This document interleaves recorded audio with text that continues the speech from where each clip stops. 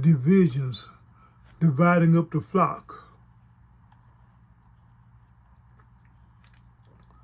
Scriptures Bible, Romans 16:17. Now I call upon you, brothers, watch out for those who cause divisions and stumbling, contrary to the teaching which you learned, and turn away from them.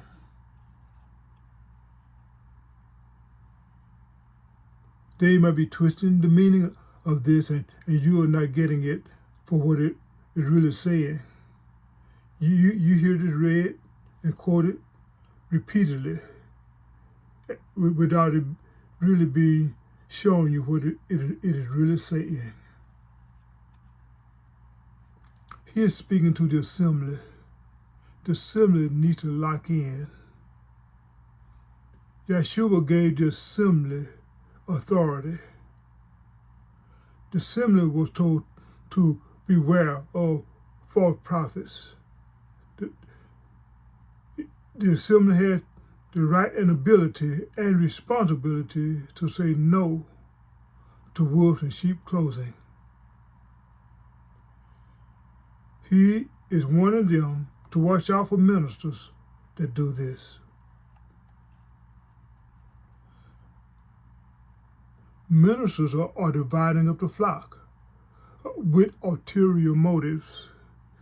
They might use doctrines that disagree with doctrines of other ministers to cause separation congregations unto themselves.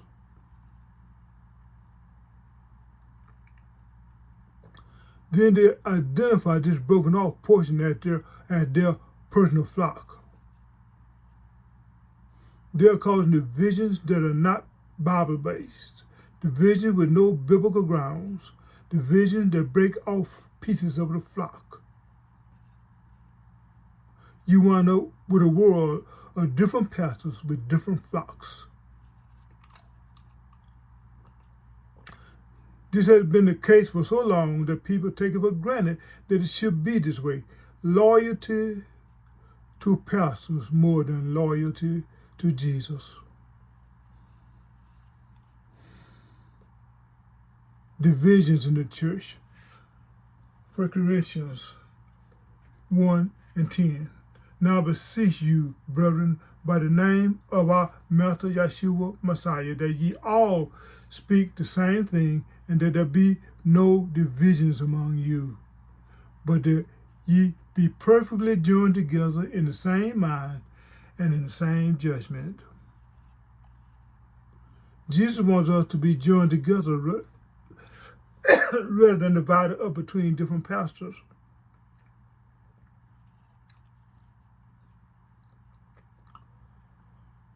For it has been declared unto me of you, my brethren, by them which are of the house of Chloe, that there are contentions among you. And now this I say, that every one of you says, I am of Paul, and I of Apollos, and I of Cephas, and I of Christ. Is Christ divided? Was Paul crucified for you, or were ye baptized in the name of Paul? People in assemblies love to close their eyes and blindly trust ministers, especially their own ministers, and especially ministers of their own religious group. Paul tells us to watch out for such ministers causing division about what they are feeding the congregation. It draws away disciples unto them and away from the body of those who are supposed to be all joined together. The whole body globally is supposed to be all joined together, because there's one body. Messiah is not divided.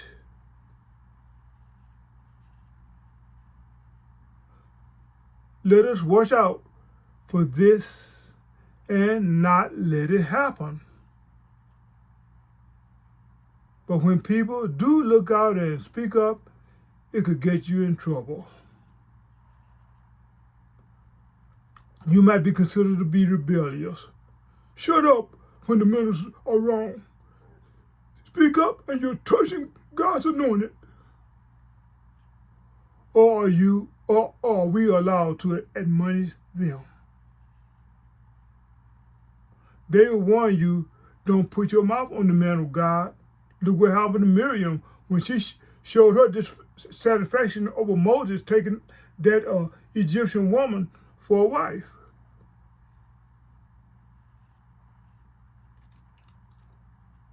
Or you keep silent, thinking that saying something negative against a preacher is touching God's anointed or doing this prophet harm.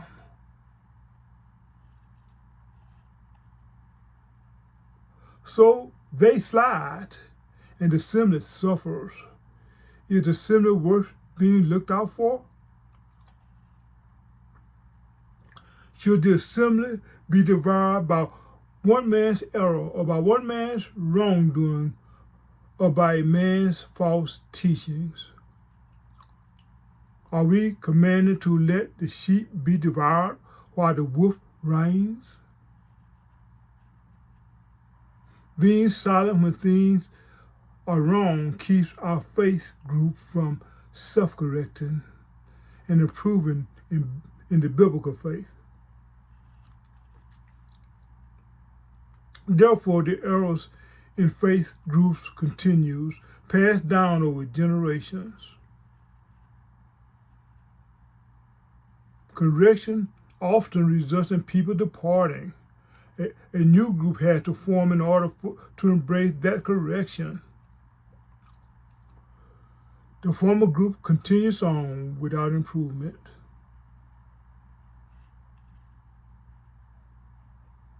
But rather than receiving correction and improvement, they make you choose sides and divide yourselves up.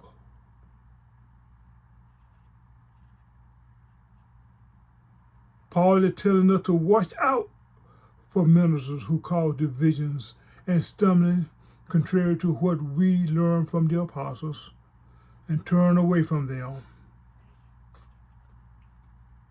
Some people do turn away from them when they wake up, and those who wake up and don't turn away from them get excommunicated or expelled and shunned because they open their mouth.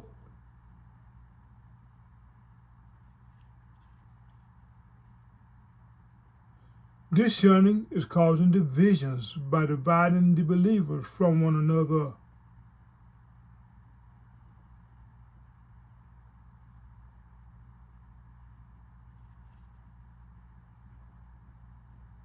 Weaponizing misunderstandings.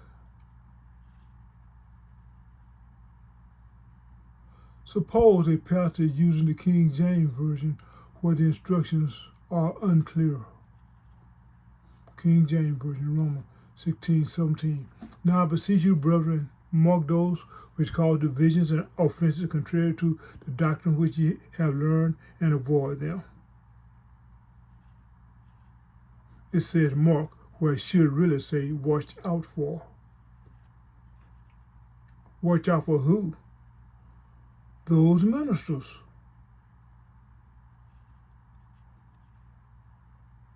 It says offenses, where it should really say stumbling. If you think that offenses is referring to offenses in the sense that we are used to, you are mistaken. An offense such as we see it in this passage is a cause of stumbling.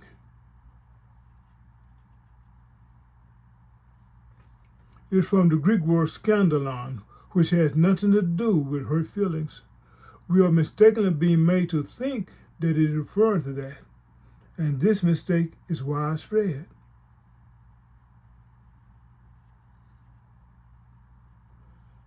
It gets weaponized and used to teach the assembly to shun people who wake up and speak out.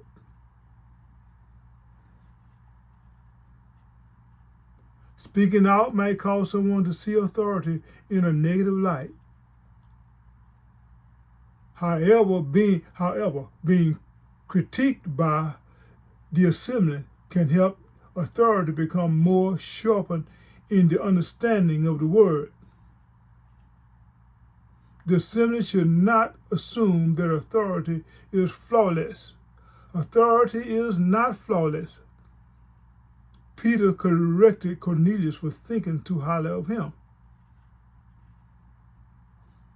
Years later, Peter accepted correction from Paul. The apostles did not make themselves so high.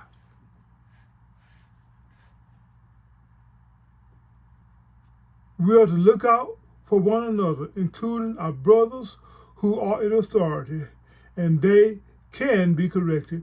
All men must be corrected. Divisions are happening. Men will arise even from among us and draw away disciples to them. The oneness of the body of Messiah is not what they are after. They want their own pieces of the flock. They want their own flock. It is normal in this world for a pastor to have his own flock. You will often hear them say, my flock, or my members. But that is the way of the world, not the way of Israel. That is not the way of the body of Messiah. Messiah is not divided. He is not divided up between different pastors. Oh, pastors, respect who you are dealing with.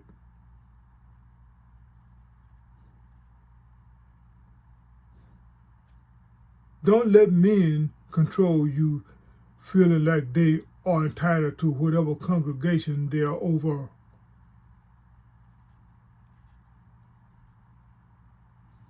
A man is jealous over a congregation as if that congregation belonged to him. This division must not continue. We are warned to watch out for those who are dividing us. But who is causing divisions? Who is dividing the body of Messiah up by unlawfully commanding one part to shun the other part?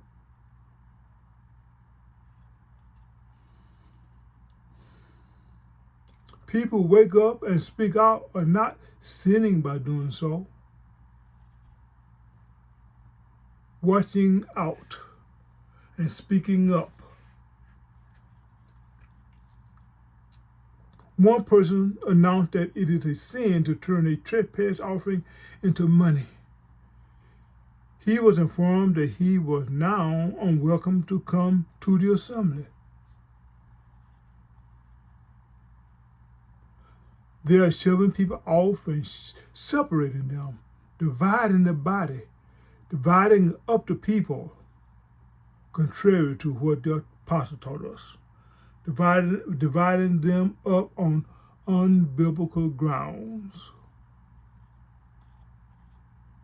Dividing us up over non-biblical reasons.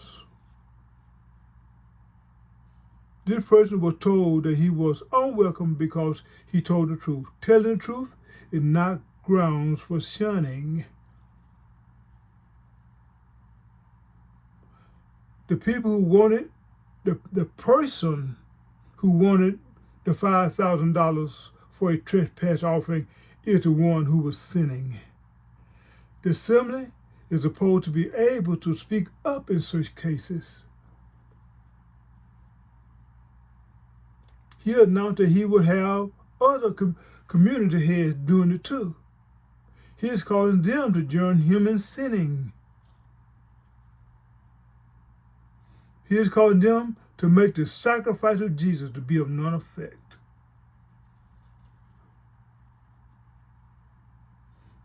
NET, Romans 16, verse 17. Now I urge you, brothers and sisters, to watch out for those who create dissensions and obstacles contrary to the teaching that you learned, and avoid them.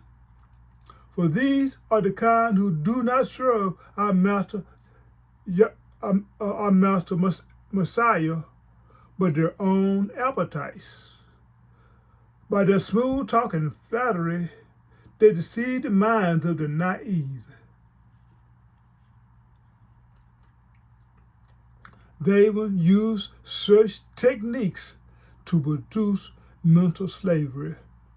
You slave for them. They have your naive mind in their hands, and you slave for them.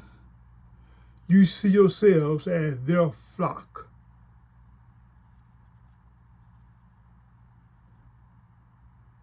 You even shell out your resources to them. And some assembly people do this to the point of neglecting their own families, those of their own households.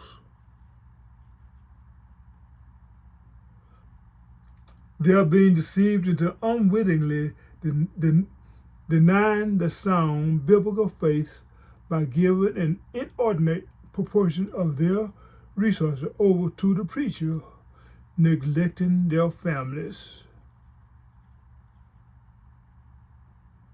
Mental slavery is being used to turn the flock into a means of money making.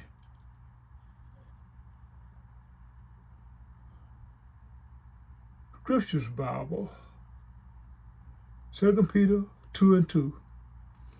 And many shall follow their destructive ways, because of whom the way of truth shall be evil spoken of. And in greed with fabricated words, they shall use you for gain. From of old their judgment does not linger, and their destruction does not slumber.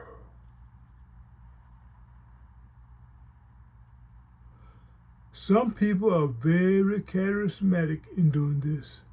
They steal you, especially when they can show great signs and wonders. They steal your mind. They steal your heart through your misunderstanding. But Jesus taught us to not close our eyes just because we see great signs and wonders. Matthew 7:15. But beware of the false prophets who come to you in sheep's clothing, but inwardly they are savage wolves. Verse 22. Many shall say to me in that day, Master, Master, have we not prophesied in your name, and cast out demons in your name, and done many mighty works in your name? Then I shall declare to them, I never knew you. Depart from me, you who work lawlessness. The universal mindedness that we are all collectively the body of Messiah has escaped us.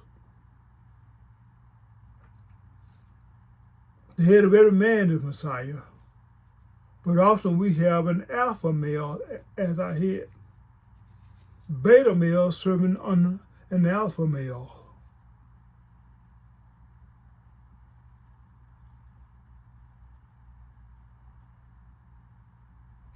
Scriptures Bible, Matthew 23:8.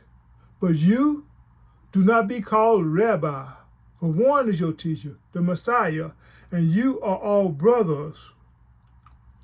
And do not call anyone on earth your father, for one is your Father, he who is in the heavens. Need to be called leaders, for one is your leader, the Messiah.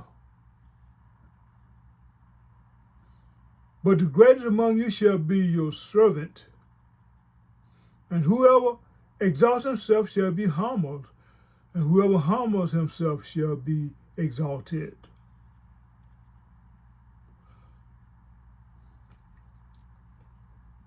These people have appetites for the lust of the world, for the lust of the flesh, and for the pride of life. Splitting up the assembly for unbiblical reasons serves their selfish purposes.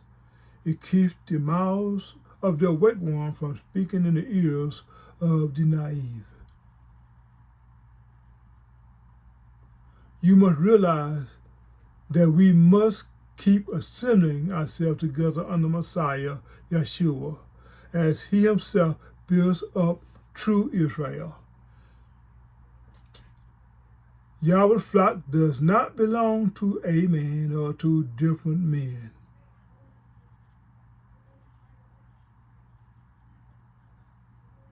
The head of every man is Messiah. If we all should heed this, we will not all be divided up like this. And since we are an assembly, keep on assembling. And since we are an assembly, keep on assembling. Malachi 3:16. Then they that feared Yahweh spoke often one to another, and Yahweh hearkened and heard it. And a book of remembrance was written before him for them that fear Yahweh and that sought upon his name. And they shall be mine, says Yahweh of hosts, in the day when I make up my jewels. And I will spare them as a man spares his own son who serves him.